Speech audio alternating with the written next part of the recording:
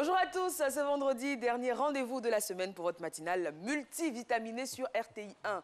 J'espère que vous avez passé une nuit agréable, je n'en doute pas. Vu la fine pluie qui est tombée sur Abidjan, ça a de quoi adoucir le sommeil.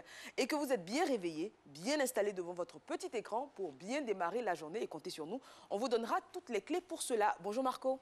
Bonjour Eva, bonjour à tous, mesdames et messieurs, merci, c'est un grand plaisir de vous avoir ici.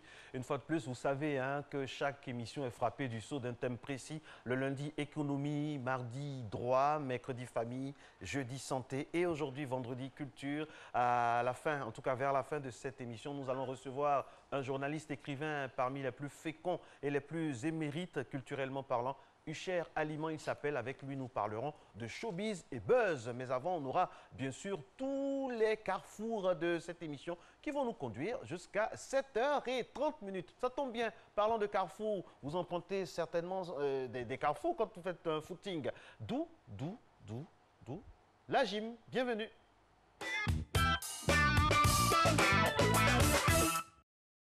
Bonjour Eva, bonjour Marco, bonjour chers téléspectateurs. Alors aujourd'hui c'est vendredi, c'est la fin de la semaine et pour cela je vous ai concocté une petite séance de cardio intense. Alors aujourd'hui je suis accompagné de Marc, de Rosemary dans mon dos et de Carole à ma gauche. Faites-vous un peu d'espace chez vous à la maison et puis top on part pour les échauffements. Allez on enroule les épaules, là, 1, 2, 3, 4 dans l'autre sens, 1, 2, 3, 4, allez on entrelace les mains. On tire sur le côté, on descend. 1, 2, 3, 4. De l'autre côté. 1, 2, 3, 4. On fait une rotation des genoux. Là, à l'intérieur. 1, 2, 3, 4. Dans l'autre sens. 1, 2, 3 et 4. Alors, le premier exercice que nous allons faire aujourd'hui, ce sont les fly jacks. Pour faire les fly jacks, on tend les bras à l'horizontale, les jambes écartées et on referme là. 1, 2, ok. Chez vous à la maison, si vous avez des problèmes avec vos articulations, vous faites ce mouvement-là sans impact. Le pied gauche vient retrouver la jambe droite, on l'écarte, la jambe droite fait de même. Là, 1, 2, 3 et 4. Allez, on va faire 20, deux fois avec 10 secondes de repos entre les passages. 3, 2, 1, top, c'est parti. Allez, 1, 2, 3, 4, 5, 6, 7, 8, 9, 10, 1, 2, 3, 4, 5, 6, 7, 8, 9. Ok, super. Vous avez vu, chez vous à la maison, si vous avez des problèmes, vous faites comme Carole, ok, pour éviter tous les impacts au sol. Et puis nous, on repart encore pour un deuxième passage. Allez, 3, 2, 1, top, c'est parti. 1, 2, 3, 4, 5, 6, 7, 8, 9, 10, 1, 2, 3, 4, 5, 6, 7, 8, 9. Ok, super. À chaque fois que vous faites ces mouvements, il faudra avoir la sangle abdominale bien contractée, ok, et garder, tout faire pour garder le dos bien droit, pour bien exécuter ces mouvements-là. Le second exercice que je vous propose, ce sont les skipping. Allez. On écarte les jambes, au moins la largeur des épaules. Et puis là, on essaie de partir le plus vite possible sur la pointe des pieds. Alors, qu'est-ce que ça donne de profil? On est là, ok, on s'incline légèrement vers l'avant. Sangle abdominale bien contractée. Stop, on y va. Allez, 3, 2, 1. Top tout le monde, on y va. Go. 1, 2, 3, 4, 5, plus vite. 6, 7, 8, 9, 10 encore. 1, super. 2, 3, 4, 5, 6, 7, 8, 9. Ok, super, on souffle. Alors pour vous qui êtes à la maison, lorsque vous voulez réaliser les skipping, il faut monter sur la pointe des pieds pour éviter de frapper toute la plante du pied contre le sol. C'est pas bon pour vos articulations. Donc montez juste sur la pointe des pieds et puis top, allez, vous partez, vous faites cet exercice. Le dernier exercice donc, que je vous propose pour ce jour, c'est les squats sautés. Pour faire les squats sautés, on écarte les jambes, au moins de la largeur des épaules. On ouvre les pieds à 11h05. Donc vos jambes forment un V. On fait un squat et puis tac, on essaie d'aller bien haut, plus haut, de manière explosive. Donc si vous ne pouvez pas faire des sauts, vous descendez et vous remontez sur la pointe des pieds. Là. Ok, Ok? Donc pour ceux qui ne peuvent pas faire les sauts, je répète, sans impact, vous montez sur la pointe des pieds, vous suivez Carole. Et pour ceux qui n'ont aucun problème, allez, vous nous suivez, on fait 2 fois 15. Donc on part, 3, 2, 1, top, c'est parti. 1, 2, 3, 4, 5, 6, 7, 8, 9, 10, 1, 2, 3, 4, ok, super. Allez, on souffle 10 secondes et puis on termine avec cet exercice une dernière fois. Allez, on repart. 3, 2, 1, top, c'est parti. 1, 2, 3, 4, 5, 6, 7, 8, 9, 10, 1, 2, 3, 4. Ok, super. Alors, bravo, bravo, bravo à vous qui nous avez suivis. Continuez à faire ces mouvements chez vous. Ça va faire beaucoup de bien. Le sport, c'est la santé. Allez, à lundi. Voilà. C'est joli ça, c'est bien. Oui, dernière séance de la semaine. J'espère que vous vous y mettez parce que le coach Fabrice a à cœur de vous affiner vos corps et en tout cas de vous tenir en forme. Pour être en forme d'ailleurs, il faut manger. On le dit, il faut manger pour vivre et non pas vivre pour manger. Petit déjeuner équilibré, c'est parti. Eva, vous êtes sûr que c'est équilibré? On va voir, hein? On va voir ce que ça donne. Alors, nous allons du côté de Yamoussoukro saluer monsieur Julien Kofi.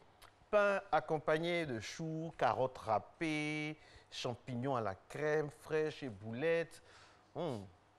C'est ça, normalement, hein? Oui, c'est ça. C'est pas très visible, mais bon. C'est pas très visible, mais en tout cas, l'intention est bonne. Merci à vous, Merci monsieur et bon Julien appétit. Kofi, depuis Yamoussoukro. De Yamoussoukro, directement, on prend l'autoroute du Nord et on vient à Yopougon, à Naneraie, rencontrer Cissé Mariam à travers son petit-déj, qui nous offre ce matin attiqué poisson, poisson frit. Voilà. Donc, notre sœur Cissé Mariam. et je pense que les gens sont... Salut tous les Cissés qui nous regardent ce matin. Que ce soit en Côte d'Ivoire, dans le monde entier, nous sommes de tout cœur avec vous. Je pense que les téléspectateurs commencent à comprendre que nous sommes friands d'attiqué de poisson. Oui. Et on a de plus en plus d'images qui nous font plaisir et qui nous ouvrent l'appétit pour la journée. Attiqué poisson sous toutes ses déclinaisons. Après, donc, Cissé et Mariam à qui on fait un gros bisou. Placalissos Gombo, Marie-Claude Loboué. Ouh, ça. Avec de l'escargot dedans, hein, c'est ça? En tout cas, il y a des morceaux de viande. Il y a des morceaux de viande. J'ai l'impression que la sauce gombo, il n'y a pas d'huile rouge. Ils ont entendu le message d'Eva, hein, qui aime beaucoup le placali, qui aime beaucoup l'attiqué poisson. Franchement, hein, du coup, voilà, ça nous déconcentre un peu, mais c'est pour la bonne cause. J'ai l'impression qu'ils le font exprès d'ailleurs. Alors aujourd'hui, c'est le 321e jour de l'année, mesdames et messieurs. 46e semaine. Il ne reste plus que 44 jours pour la fin de l'année, c'est-à-dire 44 jours pour faire des vœux, pour choisir un cadeau, choisir un sapin. D'ailleurs, vous avez commencé à démarcher pour votre sapin? Non, je m'y prends toujours à la dernière minute et je n'en trouve vraiment pas à mon goût. Donc je pense que cette année, plus tard, fin novembre, ce sera fait. Alors, à l'heure d'aujourd'hui, nous sommes sur la Terre, 7 539 489 031. Waouh! Et aujourd'hui, c'est la Sainte-Élisabeth. On a toujours une tantille, une tata Elisa. Ah, mais d'ailleurs, moi, j'ai une tantille Elisabeth à qui je fais un gros bisou. Un gros bisou également à notre belle-sœur, On a une belle-sœur, oui, une belle-sœur. Vous savez que Matin Bonheur, c'est une famille. Le bonheur des uns contamine tout le groupe. Il officie régulièrement au niveau du son. Il s'appelle Yao Kwaku Arnaud Daniel, technicien du son. Depuis le samedi 11 novembre, à la mairie de Yopougon, il a définitivement tourné dos au célibat et il a convolé en juste noces avec sa ravissante épouse. Extrait, image, regardez. La séparation de la communauté de bien. Communauté de bien.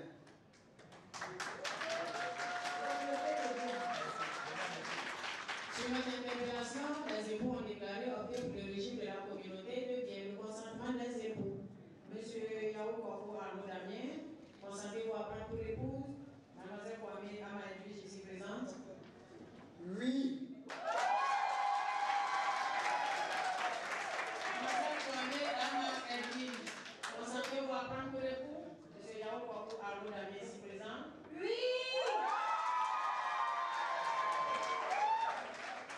Au nom de la loi, nous vous déclarons unis par les liens du mariage. Merci Madame le maire. Et présent Monsieur et Madame Yao face à face.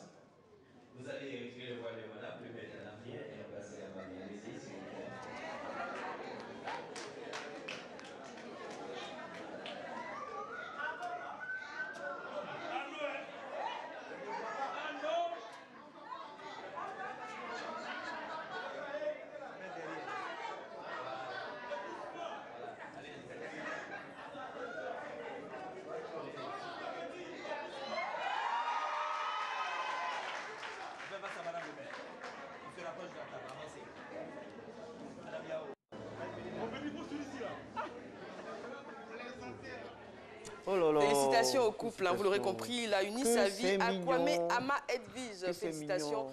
Tous les Oh vœux là là. de Matin Bonheur vous accompagnent, Que c'est santé, prospérité surtout. À qui le tout? Dépêchez-vous de nous faire beaucoup d'enfants. Oui, c'est ça. À qui le tout? À qui le tout? Suivez le regard, mesdames et messieurs. No Je regarde, comments. je regarde la caméra. Ce qui est sûr, apprêtez vos costumes, apprêtez vos habits bientôt. Il y aura du bonheur dans le pré. Voilà, merci d'être avec nous. C'est Matin Bonheur. Aujourd'hui, c'est la journée mondiale de la prématurité. Depuis 2009, à l'initiative de SOS Préma, sachant que 8% d'enfants prématurés naissent chaque année dans un bon nombre de pays européens. Tout est dans l'alimentation pendant cette période prédéterminante pour les femmes enceintes. Exactement. Et puis en Côte d'Ivoire aussi, on est touché par ce phénomène-là de prématurité chez les nourrissons. Donc un enfant prématuré, c'est un enfant qui naît avant le terme prévu pour la grossesse. Donc normalement 40 semaines d'aménorrhée. Donc quand on naît beaucoup plus tôt, il peut avoir des problèmes. L'enfant n'arrive pas à réguler par exemple sa température. Donc il faut le mettre sous couveuse. Il y a énormément de choses à faire pour Vous êtes beaucoup préserver renseigné, hein? l'enfant. Vous avez pris Ah des oui, cours oui, pendant ah les oui, vacances oui. ou quoi? Oui. Ah ouais, des cours pratiques. Je suis concernée. Oui, nous aussi nous sommes concernés par la douleur et surtout la candeur et beaucoup d'émotions. En Thaïlande, cette fois, une tortue opérée après avoir avalé 915 pièces. Waouh! Sans commentaire, regardez.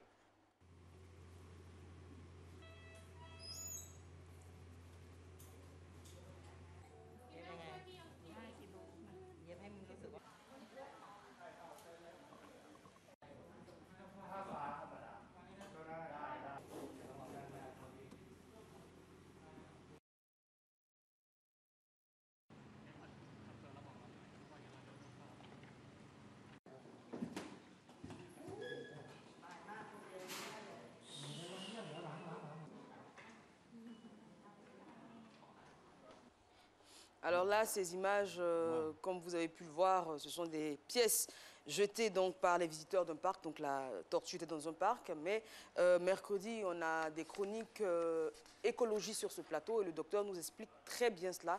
Il faut éviter de polluer notre environnement parce que je pense que si on part du côté de la lagune ou même du côté de la mer, on va avoir beaucoup d'espèces Aïe, aïe, animales aïe. qui ont des choses pas très commodes dans le ventre, hein, notamment des sachets plastiques, des mégots de cigarettes, des bouts de carton et toutes ces choses-là qui mettent du temps à se dégrader. Encore une fois, on vous invite à avoir un comportement éco-citoyen. Absolument. Et je rappelle hein, qu'il a fallu 7 heures d'opération hein, pour la sauver, et pendant des années. Et le nom de la tortue, c'est Tireli. Donc cette tortue. Ceci explique peut-être cela. Celui-là. Allez, Eva. On passe tout de suite au point route, histoire d'avoir la température de nos différents axes routiers ici à Abidjan. J'ai la clé de la voiture. J'ai la clé. On y va. Premier virage, mesdames et messieurs, rendez-vous au premier virage. Là, nous allons du côté de la commune de Cocody. C'est bien sûr aux deux plateaux sur le Latry, au pied de ces immeubles qui jouxtent un hypermarché très populaire dans la capitale administrative de notre pays. La circulation, ça va. D'ailleurs, ces immeubles ont reçu un coup de neuf. Hein. Quand on passe, on voit que la peinture a été refaite et c'est très beau à voir. On part au plateau à présent. Pardon, on part au plateau et là on est sur le boulevard... le pont de le Gaulle. pont de Gaulle. Oui. Alors là, moi, ma vue, elle est complètement foute. Enfin, donc, Marco, vous allez commenter parce que je ne vois pas grand-chose. Non, le pont de Gaulle, ça va. Le pont est très beau, joli comme Eva. Et donc, la circulation est calme, douce, mais pas comme Eva. En tout cas, ça se passe bien. Ensuite, autre image, mesdames et messieurs. Nous Treichville. avons l'échangeur de Marcory. L'échangeur de Marcory qui nous montre que le week-end a commencé. C'est tout timide. Hein. Il n'est que 6h17 normalement. Donc, ça va, ça se passe bien. On finit ou est-ce qu'on a encore une halte Soro Félicité? Koumassi, je crois. Diawa. Ah non, le Et là, lagunaire. nous sommes sur le boulevard Lagunaire qui s'éveille tout doucement. C'est vendredi matin, comme le disait Marco. On n'est pas très pressé d'aller au travail, mais il faudrait. Après, cela dit, si vous êtes devant votre écran en train de regarder Matin Bonheur, eh bien, vous faites bien, restez bien, le patron, il comprendra. Enfin, on espère. Hein. Vous prenez une copie de l'émission sur une clé et vous donnez au patron. Vous dites, mais c'est Matin Bonheur qui a fait que je suis arrivé en retard. Il va comprendre parce que nous sommes là pour vous, pour votre bien-être. Elle vient de faire son entrée dans ce studio toute sanglée d'un ravissant boubou blanc. Elle, c'est Kadi Fadiga, la rédactrice en chef de cette émission qui veille au grain.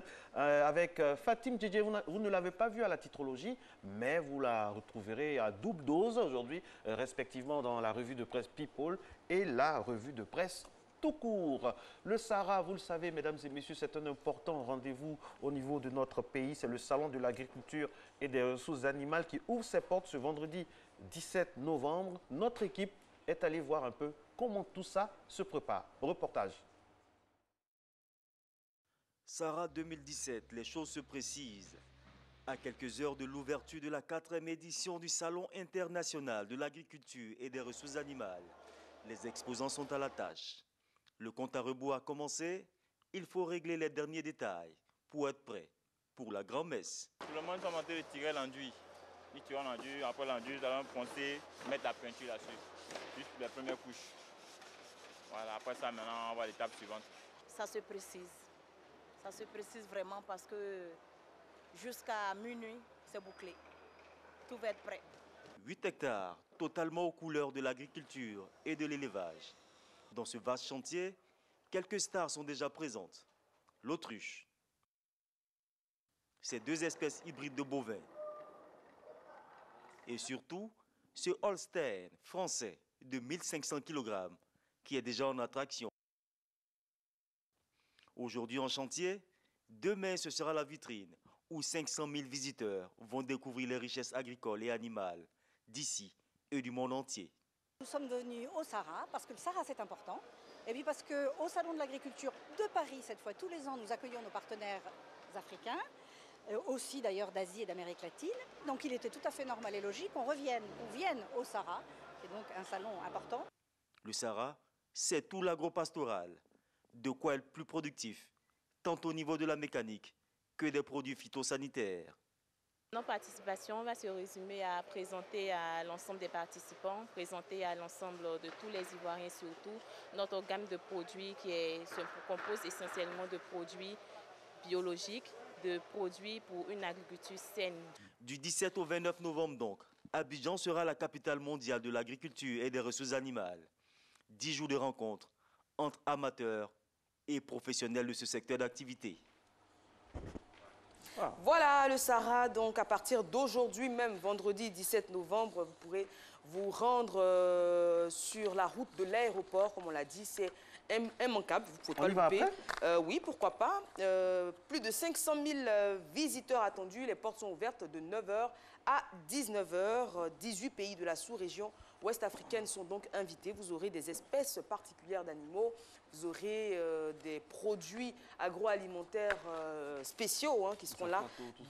Beaucoup de 3500 exposants, donc il y a de quoi faire pendant cette foire. Et puis également, notre invité qui était là et qui nous en parlait, il y aura le village du Sahara, il y aura le Sahara by Night, en tout cas pas mal d'articulations autour de cet événement. Elle a installé Fatim Djedje pour la revue de presse People. Qu'est-ce qui a agité nos artistes et nos people cette semaine? C'est parti.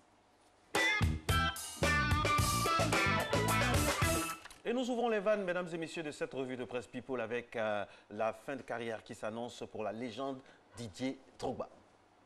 Et oui, comme révélé au micro de RMC Sport, Didier Drogba devrait raccrocher les crampons en 2018. Je le cite, « Je pense que l'année prochaine sera ma dernière saison. À un moment donné, il faut s'arrêter », a donc expliqué l'attaquant ivoirien de 39 ans. L'ancien joueur de l'Olympique de Marseille et de Chelsea, entre autres, est actuellement sous contrat avec Phoenix en United League Soccer.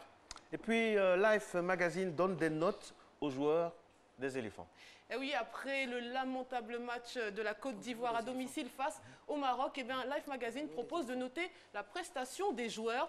On va jouer Eva et Marcelin. Le gardien de but, Sylvain Gbowou, à votre avis, il mérite combien sur 10? Moins 2. Oh, c'est sévère. Je suis méchante. Je donne ma langue au chat. Ils ont eu 2 sur 10. Le défenseur central, Wilfried Canon, lui, a eu 4. 3, pas loin, 3 sur 10. On a le défenseur latéral droit, Serge Aurier. 4. 3, vous êtes plus généreux. Je vais donner 6. Et puis, milieu offensif, Max Gradel qui a une bonne note quand même. Il s'est débattu quand même, 5 sur 10, je vois. Allez, 8, vous n'êtes pas sympathique. Allez, on parle encore de l'équipe nationale, mais cette fois avec les perles du net. Il y en a. Et oui, les Ivoiriens sont extraordinaires, il faut le dire, malgré la défaite douloureuse. Face au Maroc, ils ont gardé leur humour légendaire. Voici les morceaux choisis sur Internet. Alors, on a cette publication d'un internaute qui dit « Jeudi, c'était comment hier à Yopougon, au Maroc ?» Pendant le match, on a aussi un montage photo que vous voyez peut-être pas bien à l'écran, avec une bouteille de vin où il y a écrit « Château Goumin, le vin des supporters des éléphants ».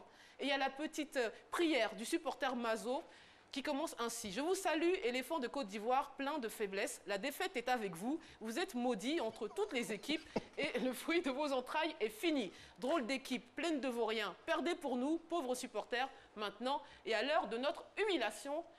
Amen. » C'est très drôle, mais pas très sympathique, puisque finalement, quand on est supporter, c'est pour le meilleur et pour le pire. Je sais de quoi je parle. Je supporte l'Olympique de Marseille depuis fort longtemps. Vous supportez tellement l'Olympique de Marseille que vous êtes en jaune-noir, les couleurs de la SEC, un club de votre pays. Oh, pardon. Allez, selon Voici, Mariah Carey est accusée d'harcèlement sexuel et là, c'est un tout autre registre maintenant. Eh oui, la diva Mariah Carey n'a pas échappé à la vague d'accusations pour harcèlement sexuel qui déferle actuellement sur Hollywood et un peu partout dans le monde. Une entreprise de sécurité menace de la poursuivre en justice pour harcèlement sur certains de ses gardes du corps. Michael Agnello affirme que lors d'un séjour au Mexique, eh bien, Mariah Carey lui aurait demandé de venir dans sa chambre afin de déplacer un bagage. Une fois arrivé dans la pièce, il aurait découvert la chanteuse vêtue d'une simple nuisette transparente et nue. Il aurait tenté de s'échapper de cette situation embarrassante, mais la diva l'aurait contraint à déplacer cette valise. Et je pense que Marcelin, lui, serait resté. Non? Je n'entends pas bien, d'ici je n'entends pas bien. Par contre, on en finit avec une caricature de biche. Eh oui, on va rigoler pour finir. On y voit un homme à la banque, visiblement pour un retrait d'argent. Et la caissière lui dit, il faut signer là, donc il s'empresse de le faire. Et c'est à ce moment-là qu'elle lui dit, hey, pardon, c'est à cause de 5000 francs, je vais te donner là, tu signes gros comme ça. Le pauvre client. Allez, je vous retrouve tout à l'heure pour la revue de presse classique. Merci. Merci beaucoup. Miss JJ.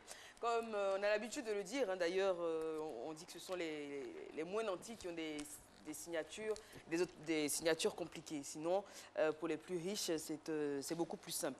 Mais cela dit, j'aimerais revenir sur les accusations d'agression sexuelle dont Mariah Carey est victime en ce moment. On le sait, il y a une vague à Hollywood qui secoue Hollywood en ce moment avec l'affaire Weinstein. J'espère que je prononce bien. Harvey Weinstein.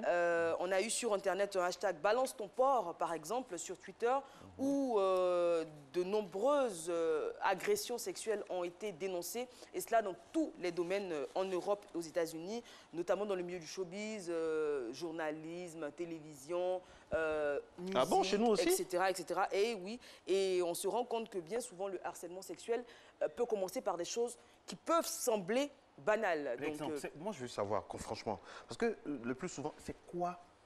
Alors, donnez-moi un exemple. C'est difficile à dire parce que les exemples sont tellement nombreux que finalement, on a du mal à délimiter la frontière entre la drague toute simple et le harcèlement. Moi, je suis un homme, je suis dans le couloir et en passant, ma réalisatrice ou même une de mes collègues me tape, me tient par la hanche. Vous met la main aux fesses. Me met la main aux fesses, genre pour rigoler.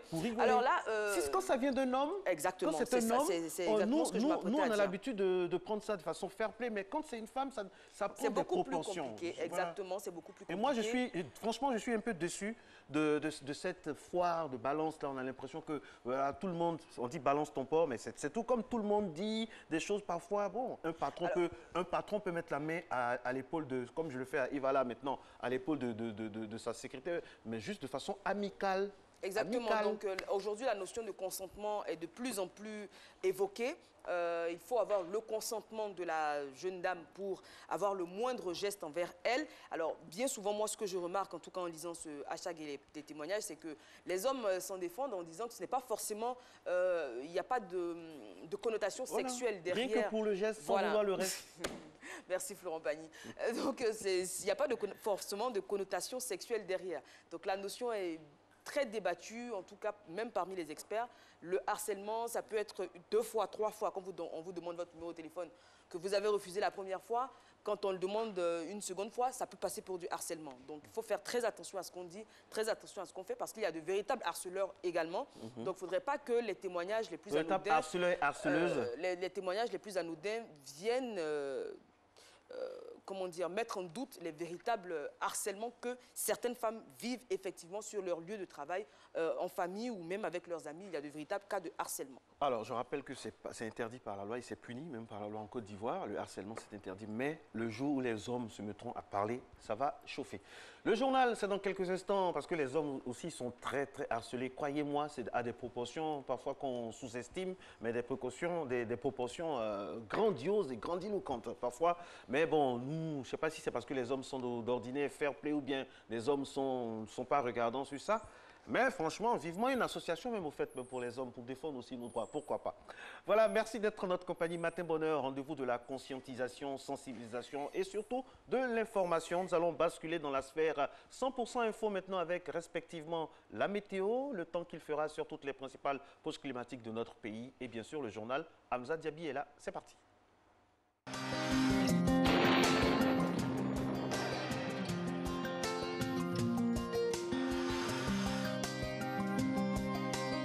MTN, everywhere you go. Mesdames et messieurs, bonjour pour cette matinée. Le temps sera sec et frais au nord du pays et quelque peu au centre, ce qui marquera les intrusions d'air sec. Sur les régions de l'ouest du littoral et celles du sud forestier par contre, l'on aura un ciel généralement nuageux avec quelques possibilités de faibles pluies en début de matinée. Pour les variables de la matinée, on aura 25 degrés comme maximal à Abidjan, 24 degrés à Diaké, 23 degrés sera observé à Bondoukou, à Boaké ainsi qu'à Daloa, 24 degrés à Dambokro, 23 degrés à Gagnoa, 21 degrés à Korogo. Il fera 22 degrés à Mans, 20 degrés de minimal à Odiéné, 24 degrés à San Pedro, 25 degrés à Sassandra, 24 degrés à Tabou, enfin 22 degrés à Yamoussoukro. Pour l'après-midi, le soleil s'invitera au milieu des nuages pour apporter sa chaleur sur l'ensemble du pays. Toutefois, le mélange chaleur et humidité débouchera sur quelques nuages denses pouvant donner de la pluie localement sur les régions du littoral, du sud forestier et enfin à l'ouest.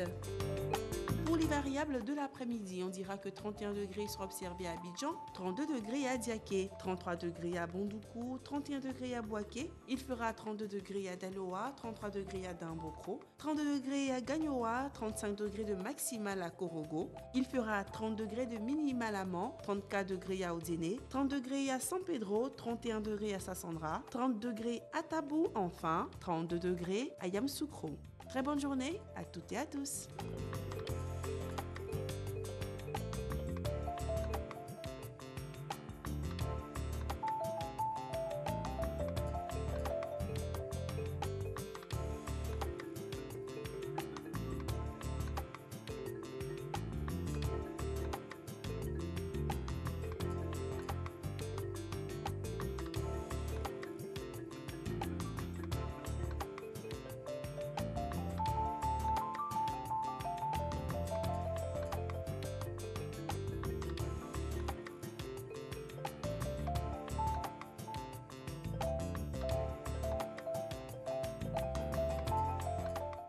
MTN, everywhere you go.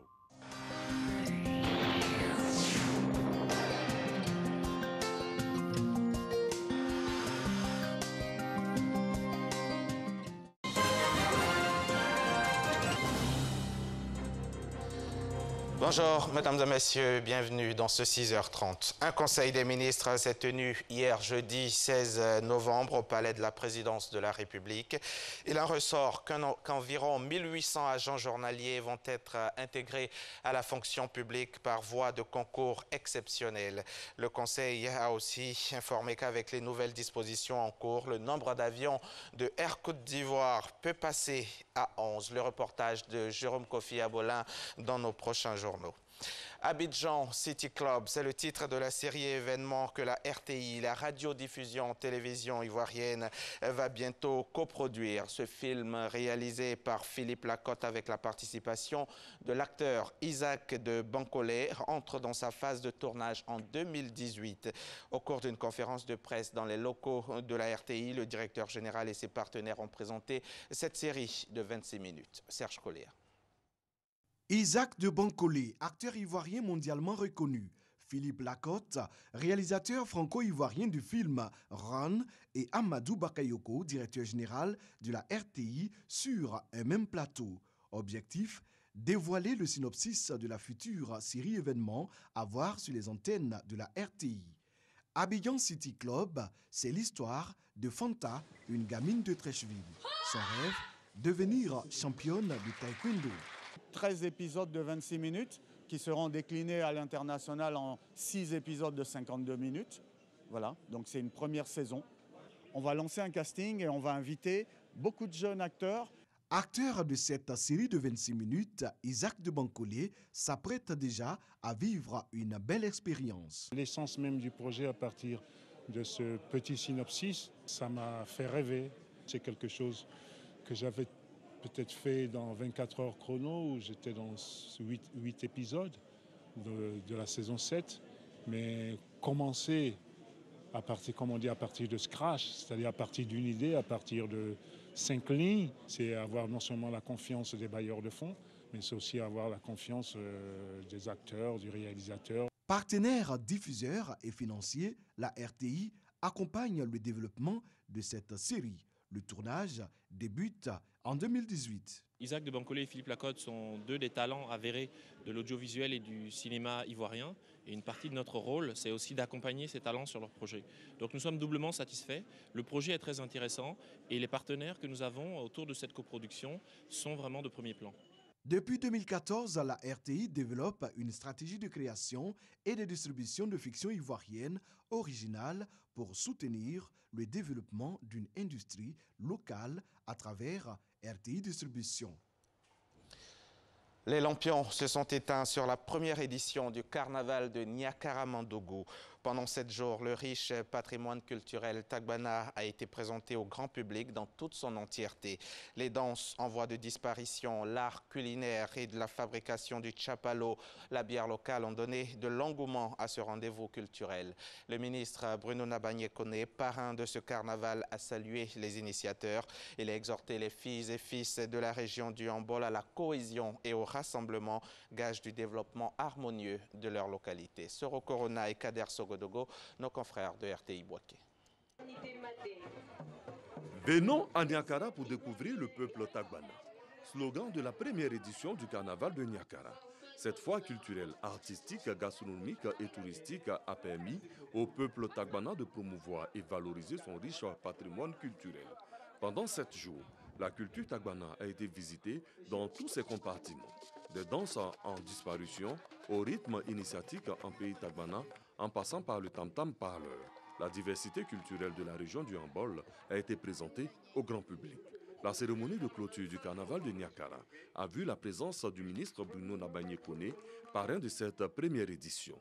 Le commissaire général a salué la volonté du peuple Tagbana à promouvoir son riche patrimoine culturel jusque-là méconnu. La leçon que nous pouvons tirer de ce carnaval, c'est d'avoir donné du baume au cœur des populations. C'est d'avoir permis cette communion parfaite des populations. Le parrain a salué cette initiative qui va sauvegarder la culture du peuple Tagbana. Bruno Nabagné-Koné a exhorté les filles et fils de la région du Hambol à se mobiliser autour de ce carnaval. Le ministre a invité le peuple Tagbana à l'union. Ce festival fait également la promotion de la culture de notre grand groupe Sénoufo. Si vous voulez être fort, si vous voulez attirer le développement vers votre région, vers votre département, vous cadres, vous avez le devoir de vous entendre. Au cours de ce rassemblement culturel, les populations ont été sensibilisées à l'abandon de l'excision, une pratique encore présente dans la région. Rendez-vous est donc pris pour l'année prochaine en vue de la 2e édition du carnaval de Niakara. Dès ce vendredi et ce jusqu'au 26 novembre prochain, la Côte d'Ivoire agricole est à l'honneur et cela pour la 4e édition. L'agriculteur en chef, le ministre de l'Agriculture et du Développement rural, lui dédie comme fil conducteur l'innovation et la modernisation lors de ce Sahara 2017. Que recouvrent ces termes exactement? Notre reporter Noël Niagno a rencontré le ministre pour vous. On l'écoute. Le Sahara, Salon international de l'agriculture, des ressources animales et halieutiques. Après la renaissance de 2015, voici le Sahara de l'innovation. Le Sahara 2017 innove. D'abord par le thème. Le thème du Sahara dit que le climat change, l'agriculture ivoirienne innove. Ensuite, nous avons maintenant un pôle innovation. Dans le pôle innovation, nous voulons que toutes les startups, tous ceux qui ont mis au point des technologies qui méritent d'être diffusées, puissent venir les présenter.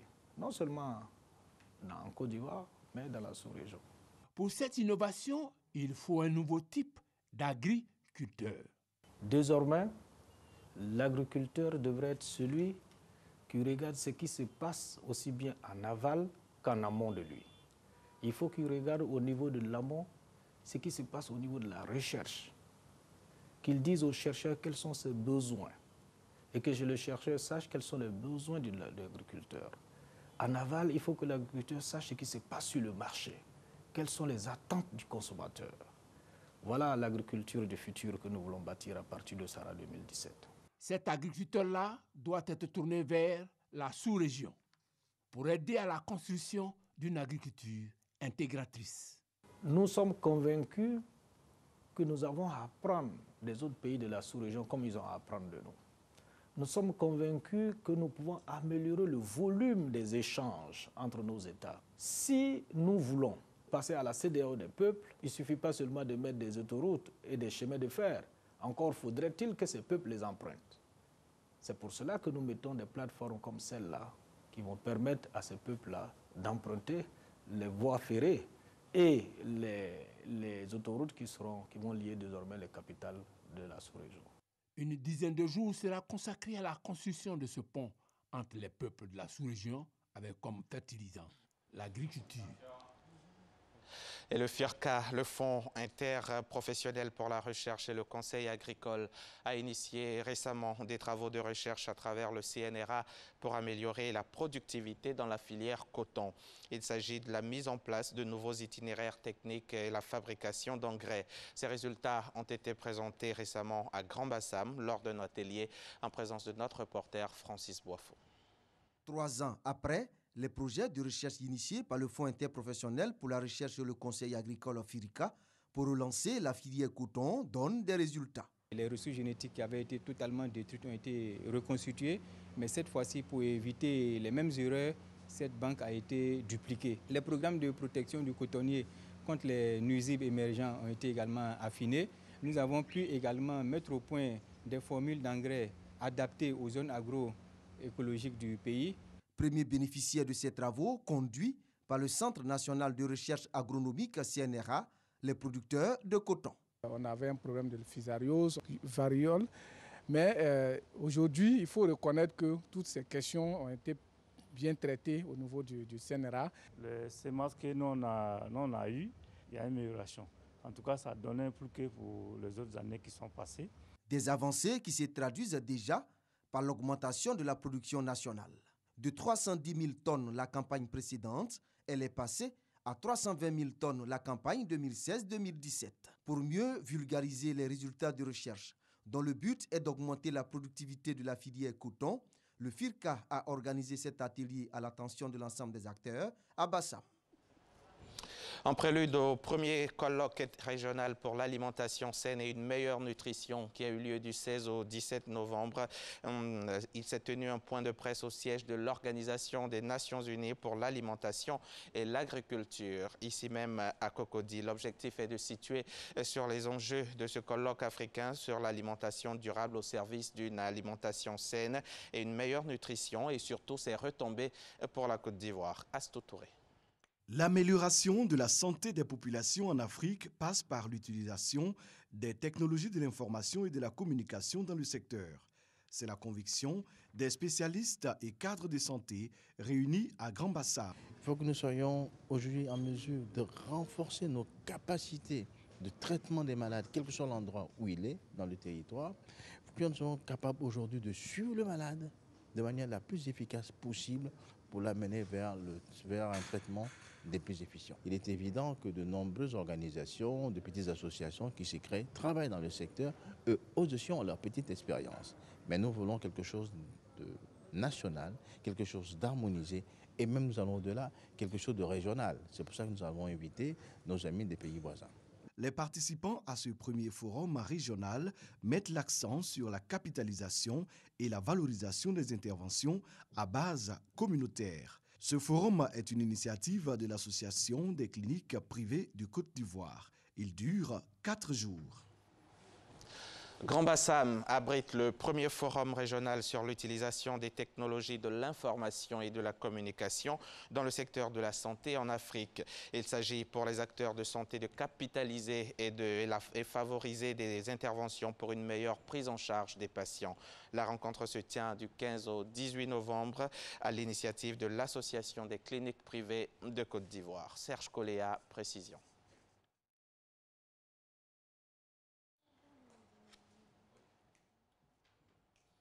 Nous y reviendrons dans nos prochaines éditions. L'actualité internationale en bref pour refermer ce journal. Au Zimbabwe, le chef de l'opposition Morgan Tsvangirai et une centaine d'organisations de la société civile exigent le départ du président Mugabe, qui est toujours en résidence surveillée. Des organisations qui pressent par ailleurs l'armée de publier une feuille de route sur le retour des civils au pouvoir. Dans une déclaration, ils demandent aussi la tenue d'élections en 2018. Toujours pas d'annonce d'accord, malgré des heures de discussion depuis l'arrivée mercredi de 2 émissaires sud-africains. L'Union africaine a confié le dossier à la SADC, l'organisation sous-régionale d'Afrique australe, qui promet un sommet extraordinaire, mais sans en préciser la date. Le sort du Kenya, une nouvelle fois entre les mains de la Cour suprême. Depuis mercredi dernier, les juges de la Cour suprême du Kenya donc examinent 2 recours qui demandent l'annulation de la réélection du président Uhuru Kenyatta. Le premier a été déposé par 2 défenseurs des droits de l'homme, le second par un ancien député. Au cœur des débats, le retrait de Raila Odinga et les tensions qui ont marqué le scrutin du 26 octobre dernier. Bonne journée sur RTI. Merci Hamza. Merci beaucoup. Dans quelques instants, donc, la suite de notre émission. On rappelle qu'en fin d'émission, donc à partir de 7h, il sera question de showbiz et de buzz avec le journaliste, auteur de 2 livres déjà. On en parlera également, Asher Alima. Il est journaliste écrivain. Pour l'heure, elle est installée, sanglée dans une belle veste bleue. Fatim Djedje est là pour la revue de presse classique cette fois. Les délégations africaines surreprésentées à la COP23, c'est avec ça qu'on commence, Fatima. Tout à fait. Selon Notre Voix, les 5 plus importantes délégations sont africaines, alors que le continent ne joue pas un rôle moteur dans la lutte contre le réchauffement climatique. Si la taille moyenne d'une délégation à Bonn est de 45 personnes, eh bien la Côte d'Ivoire a fait le déplacement avec 492 personnes. Mais la Côte d'Ivoire n'est pas la seule délégation en nombre pléthorique envoyée depuis l'Afrique. On compte la Guinée, 350 participants, la République démocratique du Congo, 340, le Congo, 308 et le Maroc, 253. Selon l'intelligence d'Abidjan, des participants ivoiriens contactés expliquent que la liste présentée comme celle de la délégation ivoirienne est plutôt une liste qui recense les demandes d'accréditation effectuées auprès des services de l'ONU. Ces accréditations sont nécessaires non seulement pour accéder aux travaux, mais surtout pour obtenir les visas Schengen pour ceux qui n'en disposent pas. L'autre problème que pose cette présence pléthorique n'est pas forcément la pression sur les ressources publiques, mais plutôt une tentation d'immigration clandestine en Europe pour certains, nous dit l'article. Des esclaves subsahariens vendus aux enchères en Libye, et ça, c'est le tollé général provoqué cette semaine. Tout à fait, les commentaires de colère et de soutien affluent en masse sur les réseaux sociaux. Les images viennent d'être rendues publiques par la chaîne américaine CNN. Après une enquête de longue haleine, celle-ci a pu prouver l'existence d'un marché aux esclaves subsahariens en Libye. En août 2017, CNN prend connaissance d'une vidéo tournée quelque part en Libye où l'on voit des Africains vendus aux enchères. 800, dit celui qui fait office de commissaire-priseur, 900, 1000, 1100 vendus. Pour 1200 dinars libyens, soit l'équivalent de 350 000 francs CFA, un homme est acheté par un Libyen. Et il faut ajouter à cela aussi le coup de cœur d'une icône de l'animation en Afrique, Claudicia, pour ne pas nommer cette personne qui a vraiment poussé un coup de gueule que nous soutenons à 100%. La femme la plus riche d'Afrique vient d'être limogée. Et oui, selon l'agence de presse régionale, la fille aînée de l'ex-président angolais José Eduardo dos Santos, présentée comme la femme la plus riche d'Afrique, a été limogée de la présidence du conseil d'administration de la Sonangol, la compagnie pétrolière nationale, ce mercredi 15 novembre. Une décision prise par le nouveau président de la République angolaise, M. Lourenço. La nomination à la tête de la compagnie pétrolière de Isabel dos Santos, accusée de népotisme et de corruption, avait été décidée par son propre père en juin 2016. Elle avait dans la foulée été contestée en justice par un groupe de juristes devant la Cour suprême. Ces derniers avaient argumenté que les agents publics, y compris le chef de l'État, n'ont pas le droit de nommer des membres de leur famille, ce qui paraît logique. Alors, on va continuer cette fois avec... l'insolite. Toujours l'insolite. Pour alors, terminer. à Cancun recherche un ambassadeur et pour le relancer le tourisme, bien la ville du Mexique est prête à redoubler d'efforts et à mettre la main au porte-monnaie. Le site cancun.com a publié une annonce afin de décrocher le candidat idéal pour relater son séjour dans la station balnéaire sur les réseaux sociaux. Alors, l'heureux élu sera grassement payé en 8 500 €, si je me souviens bien. Alors, c'est l'occasion d'annoncer à notre directeur général que Eva et Marcelin vont postuler à cette annonce. Donc, préparez-vous en conséquence, l'occasion de les augmenter peut-être. Amen. Alors, il faut noter hein, par rapport au nombre pléthorique qu'il y a eu une rectification au Conseil des ministres. Tout à fait. Les chiffres ont été revus à la baisse. Oui. Et officiellement, effectivement, ils sont une centaine, 156. Autour de 160. Ils sont moins nombreux que prévu. Mais ça reste quand même une délégation importante pour un pays qui a moins d'impact que les autres. Exactement, mais bon, selon ce que j'ai lu également, il y a des ONG, il y a beaucoup de gens. Il y a des journalistes. Il y a des personnes accréditées, il y a de nombreuses accréditations, il y a du lobbying aussi également, c'est très important dans cela. Merci à vous d'être toujours en notre compagnie. Nous attendons avec beaucoup de plaisir notre chroniqueur, notre expert du jour, hein, c'est Usher Aliment. Eva l'a dit à l'instant, il va parler avec nous de showbiz et buzz, mais lui il va nous parler d'un tout autre buzz, mais un buzz dans le domaine agricole. C'est le Sahara qui débute aujourd'hui, qui ouvre ses vannes, un moment très important pour la Côte d'Ivoire agricole, pour la Côte d'Ivoire tout court. Bonjour monsieur. Bonjour monsieur, monsieur Inanya Berté. Onanya Berté. Pardon, hein, c'est Vicky qui nous fait les fiches. Onanya Berté. Tout à fait. Directeur général de l'Institut national de formation professionnelle agricole, INFPA. Tout à fait. C'est comme ça que ça se dit. Soyez le bienvenu. J'espère que ça ne vous dérange pas trop de vous lever aussitôt le matin. Vous avez l'habitude. On est dans le vent du Sahara. Très bien. Alors, le Sahara ouvre ses portes ce matin, on l'a dit, à partir de 9 h. Première journée jusqu'à 19 h. À quoi est-ce qu'on aura droit aujourd'hui? Le Sahara, 4e édition 2017, c'est le Sahara qui va pouvoir démontrer toute l'importance de l'agriculture de Côte d'Ivoire. Et à cet effet, le programme est très très chargé parce que nous aurons la cérémonie avec le chef de l'État et suivi de plusieurs panels pratiquement tous les jours. Vous avez des grands rendez-vous du monde agricole africain et mondial pour effectivement parler de l'agriculture de Côte d'Ivoire.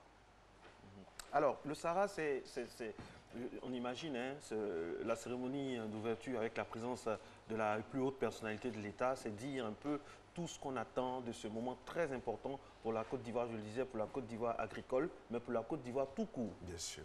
Bien sûr, oui, mais vous savez, on ne cessera jamais de le répéter, l'économie du pays repose sur l'agriculture et tout le monde connaît quand même l'importance de cette agriculture-là. Du point de vue des recettes publiques, l'agriculture, on peut dire en un mot que c'est l'essentiel de l'économie ivoirienne. Et à cet effet, il faut s'attendre à ce que, effectivement, ça soit l'événement qui mobilise toute la population.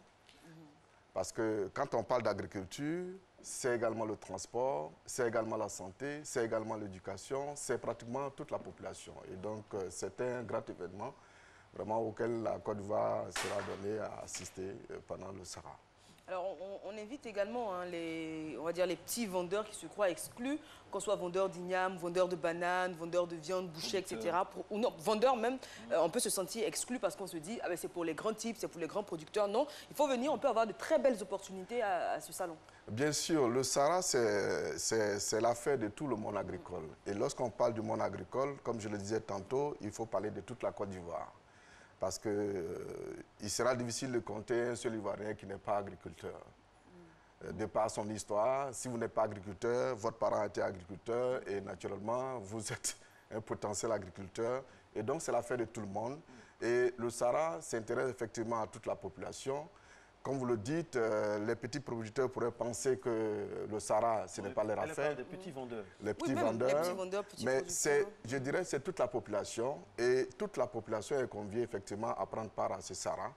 Et comme le ministre l'a souhaité, cette année, le SARA est consacré véritablement aux producteurs. Et à cet effet, vous aurez ce matin la mobilisation d'au moins 4000 productrices et petits producteurs du monde agricole. Et quant aux petits vendeurs, naturellement, ils font partie de la chaîne des valeurs. Et donc, s'il n'y a pas de vendeurs, naturellement, l'agriculture ne peut pas y aller. Et donc, c'est toutes ces coopératives-là qui sont attendues ce matin pour démontrer véritablement la force de l'agriculture en Côte d'Ivoire.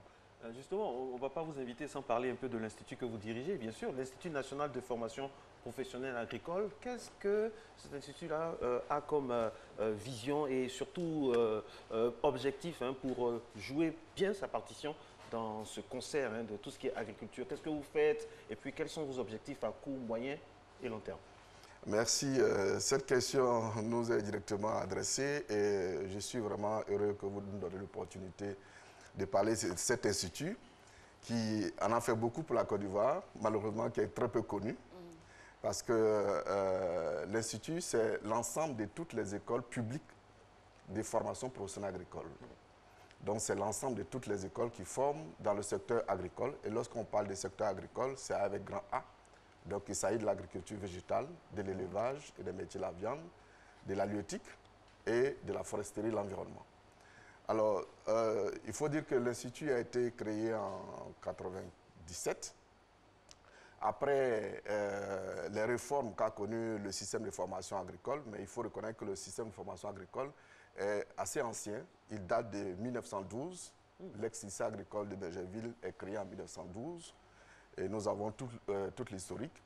Et qui démontre qu'effectivement, l'agriculture, ce n'est pas par hasard que l'agriculture a pris de l'envol, parce qu'il fallait effectivement assister toute cette grande population active dans le secteur agricole pour effectivement redonner de la valeur à l'agriculture. Et c'est ce que effectivement le premier président de la Côte d'Ivoire a compris en renforçant véritablement la formation des encadreurs de toute la grande population active. Comme je le dis, tous les Ivoiriens sont agriculteurs et donc il fallait trouver des gens pour les encadrer. Ce qui a été effectivement une bonne politique qui a très bien réussi. Et je puis vraiment vous dire que c'est une politique de formation qui a été pertinente parce qu'elle a démontré effectivement ses résultats, parce que la Côte d'Ivoire aujourd'hui occupe depuis longtemps d'ailleurs un rang très honorable au plan de l'agriculture. Mais il faut dire que l'Institut qui a été créé en 1997, après la réforme donc, initiée par nos partenaires extérieurs, donc à l'issue des programmes d'assistement structuraux, il fallait effectivement réformer les ressources humaines dans le secteur, a donc décidé de regrouper ces écoles en un institut, qui est l'INFPA. Maintenant, nous formons, comme je le dis, dans toutes les spécialités de l'agriculture. Donc, à ce moment, il y a eu un changement de paradigme, parce que, comme je vous l'ai dit, on formait auparavant pour encadrer, et vous vous souvenez, avec les grandes sociétés de développement public, alors tous les encadreurs, le personnel du ministère de l'Agriculture, développement rural, le personnel du ministère des Ressources animales et halieutiques, le personnel du ministère des Eaux et Forêts, le ministère de l'Environnement, tous ceux-là sont formés, les techniciens supérieurs sont formés dans notre institut. Très bien. Monsieur Onanyama, une question que j'ai très envie de vous poser. Quid des labels et appellations d'origine contrôlée? parce que quand on met en valeur comme ça le savoir-faire, le potentiel de nos régions et de nos producteurs, est-ce qu'il ne faudrait pas penser à labelliser ce qu'ils font? Je vais prendre le cas de l'attiqué, par exemple. Aujourd'hui, on sait tous que l'attiqué est ivoirien, mais il y a des pays qui fabriquent de l'attiqué, qui commercialisent de l'attiqué. Notre attiqué n'est pas labellisé, qui serait gage de qualité pour notre pays. Et c'est pareil pour, par exemple, je ne sais pas moi, les poissons de Guessabo ou les ignames de Béoumi, etc. On a des perles comme ça du terroir. Pourquoi est-ce qu'on ne les labellise pas? Est-ce que ce ne serait pas leur donner un coup de pouce justement à l'international? C'est une proposition qui s'impose d'ailleurs à l'agriculture, au ministère de l'Agriculture, parce que, vous savez, je pourrais dire que nous avons été victimes du succès de notre agriculture. Si bien que des secteurs aussi porteurs comme la valorisation de nos produits n'ont pas été véritablement mis au premier plan. Nous avons mis l'accent sur la production primaire. Aujourd'hui, c'est la transformation. Mais au-delà de tout ça, le plus important, c'est ce qui donne le plus de valeur. Et le plus de valeur, c'est la reconnaissance, c'est la titrisation de nos produits. Et à ce niveau, nous sommes d'accord avec vous que ce n'est pas normal que l'attiqué qui est d'origine ivoirienne, l'appellation ivoirienne, fabrication ivoirienne, consommation d'abord ivoirienne avant d'être exportée, ce n'est pas normal que ce soit d'autres pays qui aient ces brevets. C'est pareil pour tous les autres produits aujourd'hui qui nécessitent effectivement ces valorisations. Il y a des plats typiques même de chez nous. Exactement. Le beurre de karité, etc. C'est un processus de longue haleine. Alors, ça nécessite aussi beaucoup d'organisations. Absolument, absolument. Et cette organisation, naturellement, ne pouvait pas avoir lieu avant la mise en place de la loi la loi d'orientation de l'agriculture en Côte d'Ivoire. Et effectivement, c'est une loi qui a été adoptée par le Parlement, donc qui doit être mise en œuvre pour permettre effectivement de valoriser l'agriculture dans tous ces secteurs, partant d'ailleurs de l'acteur, de l'agriculteur lui-même, avant de pouvoir atteindre ces produits. Et c'est vraiment le cheval de bataille aujourd'hui du ministère de l'Agriculture, avec la Chambre nationale d'agriculture, qui s'attelle avec naturellement toutes les autres directions centrales, qui s'attellent effectivement à organiser d'abord la profession en filière. Et ça traîne, comme vous le dites, ça va prendre un peu de temps, parce que tout le monde se sent agriculteur, mais aujourd'hui, avec la loi CI, l'agriculteur est défini, on sait qui est agriculteur, qui doit pouvoir s'appeler agriculteur, etc., etc. Et donc, si nous arrivons à mettre cette loi en valeur, j'avoue que nous aurons vraiment gagné beaucoup sur le pari.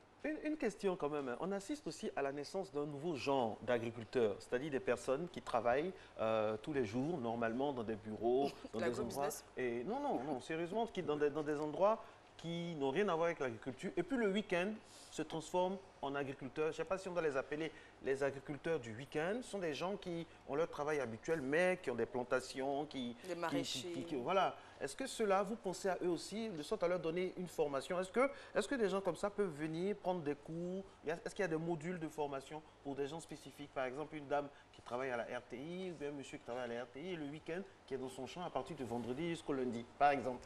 Effectivement, l'Institut est chargé de former des techniciens et techniciens supérieurs, mais également la formation qualifiante du monde agricole. Et le potentiel de ceux qui sollicitent cette formation sont tellement nombreux que nous sommes en pleine réforme de la formation agricole avec la création des centres de formation intégrés qui devraient prendre en compte tous les agriculteurs ou tous ceux qui s'intéressent à l'agriculture et que la formation ne se limite pas à former des diplômants. À ce niveau, j'avoue que c'est une observation qui est très pertinente.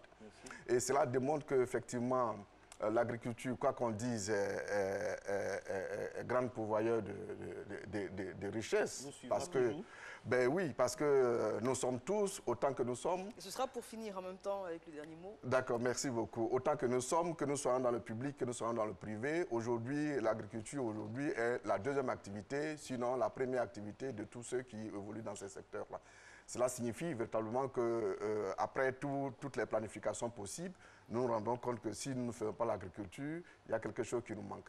Et pour toutes ces personnes-là, effectivement, l'Institut se propose de les former. Très bien. Ce que nous faisons avec aujourd'hui beaucoup d'entreprises publiques. Merci beaucoup, Monsieur Onagna. Bon Sarah à vous. Merci, c'est moi qui vous remercie. Sarah à vous. Merci On vous pour invite tous, c'est à partir de 9 h aujourd'hui. Pause alimentaire, je serais tentée de dire. On se retrouve juste après pour la suite de notre émission avec Asher Alima.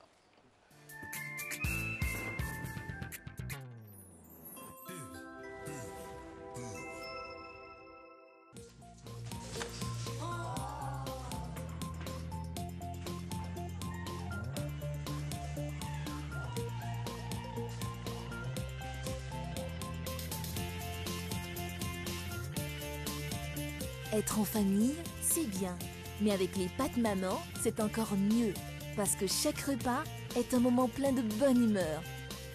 Maman, c'est toi qu'on préfère. Qu'est-ce que je vais faire après le bac? Quelle étude supérieure? Quelle école choisir? Comment faire pour étudier dans les plus grandes universités et grandes écoles en Angleterre, aux États-Unis, en Australie et au Canada? Toutes vos réponses avec AESCI, votre agence britannique pour les bacheliers et étudiants en quête d'orientation. AESCI vous assiste dans toutes vos démarches administratives et vous conseille dans le choix de vos filières. Attendre votre potentiel éducatif avec AES.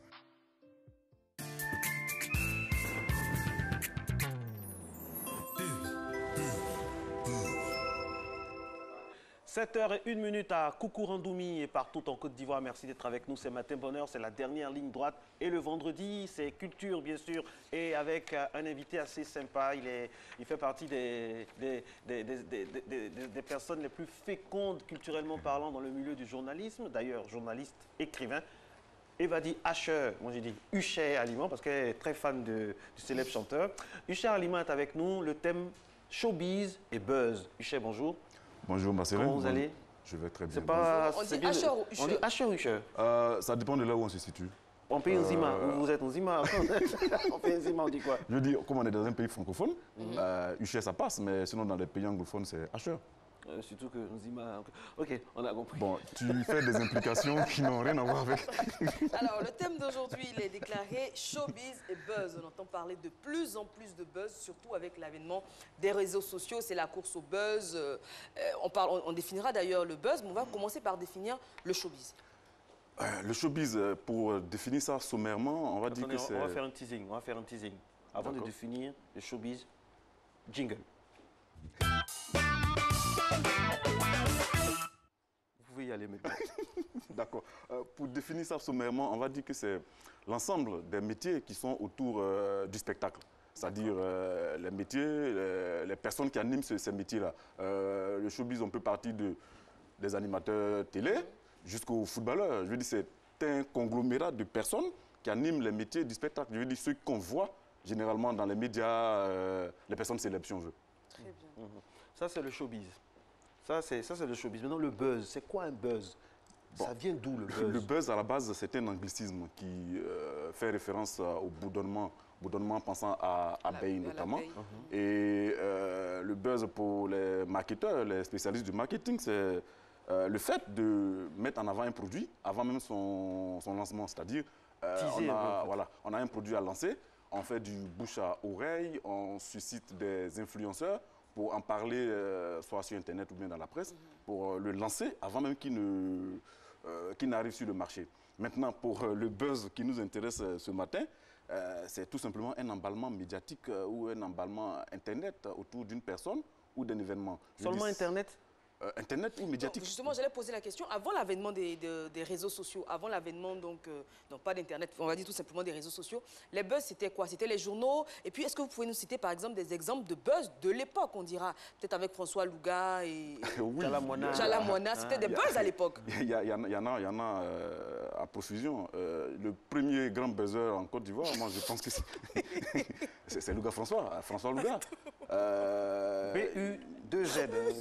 Oui, BU2Z. Je veux dire, c'était... Elle est président Fourie. Elle est président Fourie. Chacun entend ce qu'il veut ici.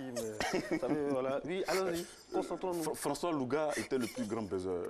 Je veux dire, il logeait des mois entiers à l'hôtel Ivoire et il se débrouillait pour que la presse sache qu'il était logé là-bas. Et la presse relayant son fastueux train de vie, je veux dire, ça se propageait dans toute la ville d'Abidjan. Je citerai également Alpha Blondy, Jagger, qui à chaque fois qu'il avait un album à sortir, s'arrangeait toujours pour provoquer l'événement. Je veux dire, il y a eu des fois où... On a perdu Eva. On a entendu dire qu'il avait tiré sur quelqu'un à Paris et ça a fait un buzz énorme dans la presse en Côte d'Ivoire.